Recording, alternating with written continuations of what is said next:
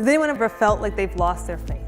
If you grew up like I did, that was a spiritual bad thing. Losing faith, losing hope was the thing that wasn't supposed to happen. I'm coming from a Christian tradition, that Christians should be happy all the time. You ever heard of happy Christians, right? And that's part of that too blessed to be stressed. Like if you're really blessed, if you're really faithful, if you really are counting your blessings, then you really ought to be happy all the time. But when you don't feel happy all the time, then you always have this conclusion that maybe you're not being a very good, faithful person. Loss is part of life. And as we live, we have new experiences, and that changes who we are and how we see the world and what we believe.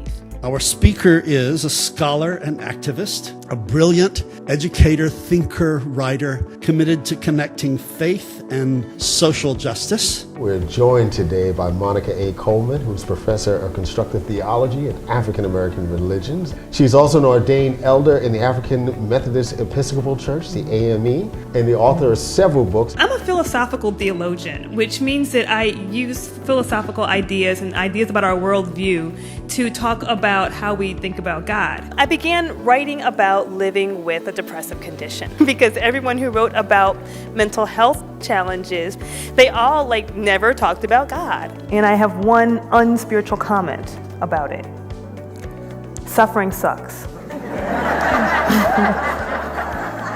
Because I come from a tradition that says things like you're too blessed to be stressed. Anyone ever heard that? Which now leads to my next unspiritual comment. That this statement that which does not kill us makes us stronger. Manure. Intense suffering changes your faith. At least for me, it changed my faith. I wasn't ready for that. I wasn't ready to question things I'd been taught. So in many ways, we evolve in our faith all the time and we just don't notice. If we are willing to do the work, tell the stories, shine the lights, sweep the houses, reach into places we don't always see a clear path out, there will be joy on the other side. So we protested and marched and gave money and volunteered and talked with friends and sat on committees and made calls and voted and tried to sway what was left of the consciousness of a democratic dream. And in many parts of the country, we did the thing. But to cast out is just to disarm the power, to take away the part that constrains you, that isolates you, that makes you live among the tombs. That's all it means to cast out.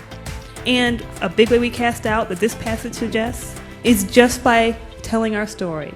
Really, they tell me how they respond to it, how something I've written brings up something they've been thinking about, or something they've been wrestling about, and they didn't have a voice for it, they didn't know other people experienced it. To see that large churches are having conversations about mental health and faith, that brings so much hope. But this lesson suggests that if you lose your faith, all you have to do is show up. Where are you showing up? Is it a garden? Is it a park? Is it the gym? As we change and as we grow, we shed the skin of who we used to be. And we are literally brand new creations each day, in each moment. Is it possible your faith might find you where you already are?